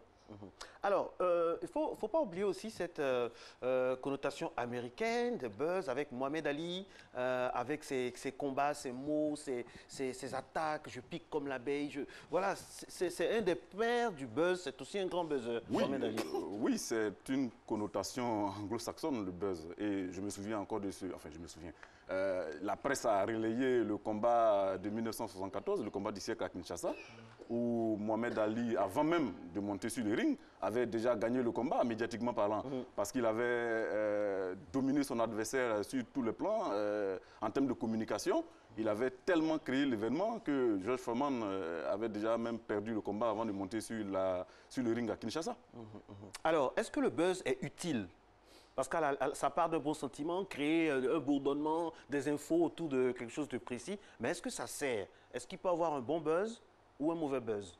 Évidemment, il y a de bons buzz et il y a de mauvais buzz. Le buzz, il est, en tout cas, pour la civilisation dans laquelle nous sommes, qui est devenue une civilisation de l'immédiateté, le buzz, il est utile. Parce qu'aujourd'hui, on a cassé le schéma de l'information. C'est-à-dire, un artiste, avant, il s'adressait d'abord à un média qui ensuite relayait l'information qu'il avait envie de passer. Maintenant, c'est direct. Aujourd'hui, moi, si j'ai envie de m'adresser à un public, je prends un smartphone, je me filme et je passe l'information tout de suite. Je dis, le filtre, il est cassé. Du coup, les choses que la presse pouvait rattraper en termes d'image, je veux dire, il y a des choses qu'on ne dit pas forcément en public. Facebook n'a pas de rédacteur en chef. Voilà. Du coup, il y a des choses que le public n'est pas censé savoir, qui nuit même à l'image du client, si j'ose m'exprimer ici, qui est étalé sur la place publique. C'est bien le buzz, mais je veux dire, les meilleurs buzz sont les buzz les mieux préparés en fait. Mais c'est quoi un buzz préparé? Les buzz, vous l'avez dit, les meilleurs buzz sont les buzz les plus préparés. Et souvent, on a des équipes de communication derrière qui préparent un buzz sur un long moment. Et puis, le public est surpris. On a l'impression que c'est quelque chose de très spontané. Exactement. Il y a le cas d'un fabricant de voitures qui, exprès, a fait une publicité très sexiste. Je crois que ça s'est passé en Belgique, où la publicité, elle était volontairement sexiste. Je veux dire, à la limite, insultant pour la femme. L'info a été relayée dans toute la presse mondiale, y compris même ici. Et après, l'annonceur a retiré la publicité et a ensuite placé le produit. Je veux dire, on a fait parler de la marque dans le monde entier, mais de façon négative. Mais après, il y a eu récupération derrière. Maintenant, ici, en général, les bad buzz, ça se passe très mal ici. Parce que je me souviens, le dernier épisode, c'est Christina Diguet qui a provoqué un buzz énorme. Mais derrière, il n'y a pas eu de récupération au profit de sa carrière. Exactement. Du coup, je veux dire, la pauvre, elle sort carrément perdante dans l'affaire. Est-ce que ça veut dire que le buzz... Donc, ça veut dire qu'il y a quelque chose de capitaliste, de mercantile à outrance dans le buzz, quoi. On attend toujours quelque chose en retour. On ne fait pas le buzz pour le buzz. On ne fait pas le buzz pour le buzz à la base, mais il y a des buzz qui sont involontaires. Je veux dire, Eva, si ton nom est cité dans une affaire, je veux dire, tu fais le buzz sans que tu... Tout ce que tu bois. À l'insu de ton plein gré. Donc, oui, on ne doit pas faire le buzz pour le buzz. Mais ici, souvent, il y a des buzz qui, bon, ma foi, ne sont pas utiles. Lesquels? Dites-nous. Oui, mais des buzz pour venir dire que oui, tel a couché avec tel et que oui, ensuite, il est parti coucher avec tel. C'est très bien, mais ça n'avance en rien la carrière. J'ai vu un buzz hier, quand on préparait l'émission, où il y a une dame, pour ne pas la citer, qui avait affiché son amour avec quelqu'un qui était dans un autre pays d'Afrique. Et maintenant que ça capote, on met des photos. Mais franchement, est-ce que, je veux dire, il y a des gens... Il y a des buzz, je ne sais pas comment dire, Eva va m'aider. Est-ce qu'il y a des buzz, honnêtement, hein, dites-le moi, est-ce qu'il y a des buzz utiles? Est-ce qu'un buzz peut être utile? Parce qu'on sait que dans notre métier, il y a ce qu'on appelle la récupération et l'interprétation. Et mon Dieu, là, ça fait mal, souvent très mal. Oui, un buzz, il peut être utile. Je dis volontaire ou pas, maintenant, ça dépend de la stratégie qu'on met en place. C'est-à-dire, involontairement, on peut être à la source d'un buzz. Je veux dire, on t'a surpris dans une situation inconfortable autant pour moi, dans un hôtel. Je veux dire, si tu es suffisamment futé en termes de communication, tu peux le récupérer à ton avantage. Je veux dire, si tu dois sortir un album dans 3 mois et que le buzz est tel que tu ne peux pas faire autrement, mais tu sors là, tu précipites la sortie de l'album. Tu profites de ce buzz-là pour te positionner. J'ai pris le cas de Christina Didier. Je veux dire, si la jeune dame, elle avait sorti quelque chose dans la période où elle était à la une de l'actualité, c'était tout bénéf pour elle. Exactement, parce que tout le monde aurait été curieux de voir et d'entendre ce qu'elle a à dire maintenant musicalement. Alors, donc, ce qu'on doit comprendre, c'est que buzz et communication doivent toujours aller de pair. Il faut toujours pouvoir réfléchir à une stratégie de communication derrière un buzz pour qu'il nous serve. Oui, sinon ça ne sert à rien. Sinon, si on est juste des amuseurs publics, je veux dire, tout ce qu'on fait, je veux dire, il n'y a rien qui soit gratuit. Quand quelqu'un s'assoit pour se filmer sur Internet, il faut que ça lui serve à quelque chose. Je veux dire, on ne le fait pas pour montrer sa gueule. Enfin, excusez-moi de l'expression. Son visage. Pour montrer, juste pour montrer son visage et puis amuser la galerie. Il faut être un buzzer utile qui fait avancer les choses. Oui, exactement. Il y a des buzzers qui sont devenus aujourd'hui des influenceurs qui sont sollicités par les marques qui sont même payés de façon assez, je dirais... Grassement payé. Même dans les émissions de télé-réalité, il y a toujours une personne qu'on fait venir dans... Exprès pour créer le buzz. Parce qu'aujourd'hui, ça fait partie de notre culture et même en politique aussi, il y a du buzz. En politique aussi, il y a du buzz. Oui. Et beaucoup de buzz. Oui, parce que le politicien, il a besoin de se faire voir et de communiquer. Et quand tu crées un buzz, tu es sûr que ça sera repris partout. Il faut faire la différence. C'est-à-dire quand tu communiques de façon classique et traditionnelle, je veux dire, c'est pas sûr que tout le monde va reprendre ce que tu vas dire. Alors que quand c'est un buzz, je veux dire, même un média qui n'est pas ivoirien peut reprendre la chose parce que c'est divulgué partout en Côte d'Ivoire, tout le monde en parle. Et le média qui n'est peut-être pas pour obligé de reprendre des infos ivoiriennes, est obligé de reprendre cette info-là parce que ça fait l'actualité en Côte d'Ivoire. Alors, jusque-là, on parle de buzz orchestré par l'acteur du showbiz en question. Mais il y a des buzz qui sont orchestrés par la presse, par exemple. À l'insu même, voilà, à l'insu du plein gré, comme vous le disiez, pour paraphraser donc l'autre. Il y a des buzz qui sont orchestrés par des médias, par des journaux, à l'insu de l'acteur en question qui se réveille un matin, qui voit sa tête à la une d'un journal.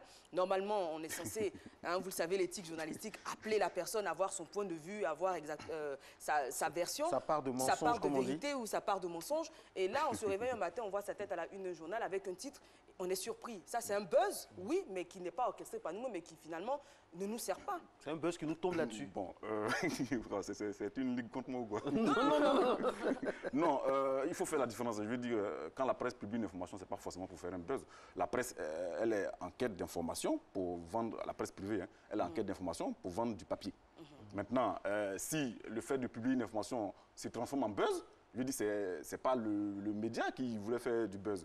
Le média, son rôle premier, c'est de chercher des informations aussi croustillantes que possible pour vendre du papier. Maintenant, après, derrière, ça peut se transformer en buzz. Précis, évidemment, sinon c'est pas... Et voilà, évidemment, c'est ce que la presse fait. En général. C'est ce que la presse fait. En général. Tous les jours. Alors, dites-nous en Côte d'Ivoire, oui, qui vous voyez, qui, selon vous, parmi les artistes, parmi les people, parmi les politiciens, qui, selon vous, vraiment utilise beaucoup, à bon escient, le buzz? Tout de suite, je dirais Didier Arafat. C'est le nom qui vient tout de suite. Oui, c'est le nom qui vient tout de suite. C'est le buzzer compulsif. C'est un buzzer récidiviste et compulsif. Mais le truc, c'est qu'il est en train de s'enfermer dans un carcan qui veut que, pour ses fans, il soit obligé toujours de donner quelque chose de nouveau. Bon, je ne sais pas si c'est bien, je n'ai pas de jugement de valeur à donner, mais pour faire un comparatif avec Alpha Blondy à l'époque, quand il faisait des buzz, c'était pour sortir un album tout de suite derrière. Alors que là, on est dans le buzz permanent. C'est-à-dire chaque jour... Il y a chaque fois aussi de nouvelles sorties, des singles qui sortent, donc c'est peut-être pour entretenir. Oui, mais quand il fait un buzz aujourd'hui, il ne sort pas quelque chose tout de suite derrière. Je veux dire, peut-être qu'il sort peut-être un single tous les 3 mois, mais en temps, il fait un buzz chaque jour. Est-ce que faire le buzz également ne tient pas à la personnalité de l'individu? Il y a des personnes, par exemple, qui entendent des choses sur elles dans les médias, qui auraient tendance à laisser couler. Il y a des gens, dès qu'ils entendent quelque chose, que ce soit vrai ou faux, il faut qu'ils réagissent. Si c'est vrai, pour confirmer, si c'est faux, pour infirmer. Est-ce que ça ne tient pas à la personnalité, finalement, de la personne? Oui, il y va également de la personnalité. Dans la scène du showbiz, il y a des personnes qui sont discrètes et qui n'ont pas envie d'être à la une des médias et qui laissent passer peut-être un certain nombre de choses. Maintenant, quand tu réagis tout de suite, tu es sûr de répondre à ce qui a été dit. Mais en temps, tu peux provoquer également un autre buzz derrière. Parce que tes réponses peuvent être récupérées et ensuite remis encore sur la place publique. Et c'est, comment on va dire, c'est la réplique du buzz, je veux dire, comme si c'était un séisme. Le séisme a eu lieu et ensuite il y a plusieurs répliques. Du coup, comme j'ai dit, tout est une question de stratégie. Quand il y a une info ou bien il y a un buzz qui est sur Eva par exemple, quelle est la stratégie que je mets en place pour en tirer profit? Si le mal il est déjà fait, comment je fais pour réparer ou bien comment je fais pour en tirer profit? En tout cas, il y a la matière à buzz. Oui, surtout en ce moment. Oui. Alors, moi, il faut qu'on parte un peu dans le pays du buzz par excellence, les États-Unis. Là-bas, tout est buzz. Mais quand on voit ce que Arafat, le jeune Arafat fait ici, déjà, on est étonné. Mais il faut aller aux États-Unis pour voir que il y a des hommes, il y a des personnes qui n'ont même pas besoin de parler, leur personne même est un buzz. Et on voit ça dans les combats de boxe, par exemple. On a vu le récent combat entre Mayweather et McGregor, mais à la limite, à la base, c'est parti de rien. La mayonnaise, ça a commencé à prendre et on a vu les montants que ça donnait. C'est colossal, c'est un autre niveau. Oui, mais en même temps... Là-bas, c'est d'autres buzzers, carrément, quoi. Oui, d'autres niveaux. En même temps, on va dire que Internet est peut-être entré là-bas plus rapidement dans le muscle qu'ici. Ici, en fait, ce sont de nouveaux métiers ici, on découvre. Là-bas, Internet est, enfin, on va dire, un peu plus vieux qu'ici. Maintenant, pour ce qui est de la boxe, oui, un combat de boxe sans buzz n'en est pas un. J'ai pris tout à l'heure l'exemple de Mohamed Ali qui était un buzzer par excellence. Bon, un combat de boxe, il faut faire monter la mayonnaise, forcément. Parce qu'un combat, ça peut être un combat comme tous les autres. Alors que quand les deux protagonistes commencent à se défier, ça me fait penser tout de suite aux lutteurs sénégalais également, pour être un peu plus, pour nous rapprocher un peu plus les lutteurs sénégalais. Avant un combat, c'était un déploiement d'attirail mystique pour impressionner l'adversaire. Je pense que c'est de bonne guerre parce que c'est du spectacle en fait. C'est du spectacle et un spectacle a besoin d'être vendu. Le buzz nourrit le showbiz au fait. Alors, forcément. Ici en Côte d'Ivoire, on va revenir donc sur votre œuvre que vous avez écrite sur Douk Saga notamment. Est-ce que l'avènement du coupé-décalé n'a pas créé un tournant particulier dans le buzz? Parce qu'aujourd'hui, on a différents rythmes musicaux. On a le reggae, on a le zouglou, on a tout ce que vous voulez. Mais il n'y a pas autant de buzz dans les autres rythmes musicaux que dans le coupé-décalé. Qu'est-ce qui explique cela?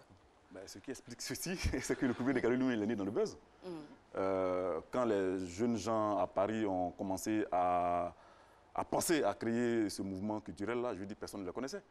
Ils ont imposé le mouvement à coup de buzz. Dans les boîtes de nuit. Dans les boîtes de nuit, je veux dire, créer les événements chaque fois en boîte de nuit. En donnant de l'argent, en dansant, en faisant toutes sortes de facéties en boîte de nuit pour faire parler de soi. Quand ils arrivaient, il y avait des artistes qui étaient déjà installés. Ils n'étaient pas artistes. Donc, en boîte de nuit, il fallait créer quelque chose pour se faire remarquer. C'était, on va dire, des buzz de boîte de nuit, si on veut. Ah, d'accord. Mais en Côte d'Ivoire, par exemple, nous avons l'un des pays qui a le plus grand nombre d'abonnés, des personnes qui possèdent un téléphone. Ça aussi, ça compte. Hein. Pour, par exemple, la connexion Internet, les Ivoiriens sont très regardants et très à cheval sur tout ce qui peut... On a l'impression qu'on a des périodes mortes. On a des périodes mortes comme ça, et après ça va dans tous les sens. C'est ce qui fait la beauté et la particularité du buzz. Oui, parce qu'aujourd'hui, sur le net ivoirien, quand il n'y a pas de buzz, on a l'impression que tout le monde s'ennuie. On a l'impression qu'il y a un calme plat. Du coup, je veux dire, c'est une incitation. Je veux dire, on suscite même quelqu'un. On va dire, mais ça fait quelques jours qu'on n'a pas entendu parler d'un tel ou d'un tel, et tu te rends compte que quelques heures après, le mec te sort une vidéo où il s'attaque à un tel. Du coup, ça reprend, l'emballement médiatique reprend, l'emballement Internet reprend. C'est-à-dire, pour me reprendre, quand il n'y a pas de buzz sur l'Internet ivoirien aujourd'hui, on a l'impression que les internautes s'ennuient. Du coup, les artistes qui ont l'habitude de faire le buzz pour exister à nouveau, il fabrique une vidéo, il la poste, l'autre réagit et l'emballement reprend et il y a de l'animation, tout le monde est content. Mais parfois c'est bien de donner des infos de sa personne, par exemple les artistes, tout ça. Moi j'aime bien le fait, par exemple, qu'Arafat de Bordeaux donne des informations, ou Gou aussi le fait très souvent, j'utilise beaucoup donc les réseaux sociaux, donne des informations. C'est mieux parfois que d'attendre dans la presse, parce que parfois dans la presse, ça peut être biaisé. Tu as un problème avec oui, la presse ou quoi? Parce que ça peut être biaisé. Je parle en connaissance de cause, oui. Mais pour faire prendre eux-mêmes les devants. Oui, je dis, mais en même temps... Je vais finir sa préoccupation. C'est que quand on a ce système de communication directe, là, je dirais, je suis sûre que mes fans ou ceux qui me suivent... C'est ce que j'ai dit là, ils ont entendu. Exactement, entendent exactement ce que je dis. Alors qu'avec le filtre de la presse, on peut avoir la crainte de voir ses propos déformés. Oui, je comprends vos préoccupations, mais en même temps, je dis, l'artiste qui s'adresse directement à son public, il n'est pas journaliste. Je veux dire, le processus de l'information, c'est un processus. Je veux dire, c'est un journaliste qui voit une information, qui la vérifie, qui déblaye autour pour enlever tout ce qui peut nuire à l'image de la personne qui communique. Mais si toi-même, tu prends l'initiative de communiquer, il y a des choses que tu ne sais pas. Tu ne sais pas que, par exemple, qu'il faut se placer en sous-vêtements, se filmer pour s'adresser à ses fans. Ça peut nuire à ta carrière sur une longue période. Donc, je ne dis pas que les gens ne doivent pas s'adresser directement au public. Mais de façon plus professionnelle, ce serait bien de laisser des professionnels de la presse faire leur travail. Exactement, des attachés de presse, des managers, des par exemple, conseillers en ou alors si tu ne veux pas t'adresser à un média, tu donnes un communiqué à ton attaché de presse qui va donner un média si on veut. Mais je veux dire, le fait de toujours s'asseoir, ça t'enferme dans un carcan qui fait que tu es obligé chaque fois de renouveler l'expérience parce que ton public l'attend. Alors que les grosses stars, en général, elles attendent quand elles ont un événement, elles font un buzz et juste après, il y a quelque chose qui sort, il y a un concert ou il y a un disque. Là, vous parlez de buzz positif, mais il y a des buzz qui tuent les carrières. Eh oui. On en parlait de l'affaire Weinstein. Harvey Weinstein. Il y a des buzz qui, après, on ne s'en relève pas. Ouais. Oui, bon, les pauvres dames qui ont subi les assauts de ce monsieur, oui, bon, encore que ce n'est pas tellement un buzz qu'il a voulu, parce que l'affaire a été tue pendant des décennies. Il a fallu que 2 ou 3 actrices aient le courage de le dénoncer. Oui, c'est un buzz, par exemple, qui va peut-être entacher longuement sa carrière. Maintenant, autre chose, il peut le récupérer derrière. Demain, si Harvey Weinstein décide de faire un film sur ce qu'il a fait, ça va être encore un nouveau buzz, parce qu'on va chercher à savoir sa part de vérité, qui est-ce qui est sur sa liste, qui est-ce qui ne l'est pas. Je veux dire, il y a toujours moyen de récupérer le buzz. Maintenant, après, c'est tout sans cela qu'il faut bien s'entourer de stratèges en communication. Est-ce que le buzz a de longs jours devant lui? Et puis aussi, autre partie de la question, est-ce que le buzz finalement ne va pas tuer le journalisme pur? Oui, parce que avant... parce que même les grands journalistes comme Mediapart font du buzz aussi. Une information passait d'abord dans la presse avant de faire le buzz sur Internet. Aujourd'hui, on a plutôt pris le chemin inverse, c'est-à-dire il y a un buzz sur Internet et après, la presse récupère. On accuse les journalistes de prendre les informations sur les réseaux sociaux d'ailleurs. Malheureusement, mais en même temps, comment tu dis, la chaîne de l'information a été cassée. Je veux dire, Eva aujourd'hui, si elle a envie de communiquer avec son public, elle prend une caméra, un smartphone, elle se filme et elle communique tout de suite. Alors qu'avant, elle se serait adressée à un journaliste, fait une interview en bonne et due forme, bien comme il faut, pour livrer l'information au public. Alors que là, la chaîne de l'information a été cassée, comme je l'ai dit. Maintenant, c'était quoi la question? Je me suis perdu un peu les idées. C'était quoi la question? Est-ce que le buzz ne va pas justement casser le journalisme, tuer le journalisme? Voilà, le buzz, il est en train de porter un sacré coup au journalisme people. Malheureusement, parce que aujourd'hui, la presse est en difficulté. Je ne dirais pas que c'est à cause du buzz, mais à cause d'Internet en général. Parce que avant, on publiait des informations pour les mettre à la disposition du public. Aujourd'hui, c'est tout de suite. L'information est tout de suite publiée. L'immédiateté. Du coup, pour avoir des scoops, c'est devenu très compliqué. C'est devenu vraiment compliqué. Et bon, je ne sais pas si c'est une bonne chose, mais en tout cas, le public, il est... Il y a des personnes même qui ne sont pas connues, même qui font le buzz. Oui, mais le truc même d'ailleurs, vous parlez de scoop, on est une personne publique, on entend ou on apprend qu'à la une du journal qui sortira jeudi, par exemple, on a une histoire qui sort, bon, on préfère dévancer. Tout de suite, on s'explique avec... on explique la situation. Apparemment, tu l'as déjà fait. Non, du tout. Moi, je suis plus concernée par tout ça, vous savez. J'ai pris de l'âge, mais non, je me suis assagie. Alors, la question que moi je... À 21 ans, elle est maintenant majeure. Ça peut aller. La question que j'aurais posée, c'est les scandales, ou du moins les buzz les plus compliqués à gérer, ce sont les buzz sexuels, qui ont trait donc au sexe, justement. On a le cas de Tiger Woods, qui a été accusé, ou du moins, dont de nombreuses maîtresses ont témoigné des infidélités, etc. Sa femme l'a quitté, etc. On a cité Harvey Weinstein. On a beaucoup de scandales comme ça. Et ce sont les plus difficiles à gérer, à surmonter? Oui, parce que les États-Unis ont... Enfin, la mentalité aux États-Unis là-bas, je veux dire, ils sont très à cheval sur la morale. C'est-à-dire, tout peut passer, mais quand il s'agit d'infidélité, de tout ce qui touche à la morale chrétienne, c'est difficilement pardonnable. Je veux dire, ici, comparativement à ici, où les scandales sexuels peuvent passer comme lettre à la poste, là-bas, il est beaucoup plus difficile de se relever d'un scandale sexuel. Je veux dire, avec Weinstein, il aurait été ici, ça aurait été peut-être un sujet de gloire pour lui, parce qu'il se serait dit que je suis un dieu et que moi, j'ai réussi à aligner toutes ces actrices-là. Alors que là-bas, la mentalité... Il y a des buzz ici, en Europe, aux États-Unis, il y a des buzz où le monsieur ou la personne est obligé de s'excuser. Alors qu'en Afrique, au contraire, on dit, ah oui, ça c'est un garçon. C'est un dû, c'est un dû. Enfin, c'est peut-être une question de civilisation, tout simplement. De mentalité. Voilà. En tout cas, merci beaucoup. Merci beaucoup à vous, H, pour parler comme H Aliment. On ne peut pas vous recevoir sans parler de vos œuvres. Il faut que le public sache qu'on vous a fait inviter pour rien. On vous a invité parce que vraiment vous faites autorité dans ce milieu. Vous êtes un fouineur. Journaliste culturel. Fouineur, il s'occupe de potins. Il a des informations, il a vraiment des casseroles sur tout un chacun. Y compris toi? Oui, y compris moi. Parce que, ah oui, ça m'intéresse, H. Ben oui.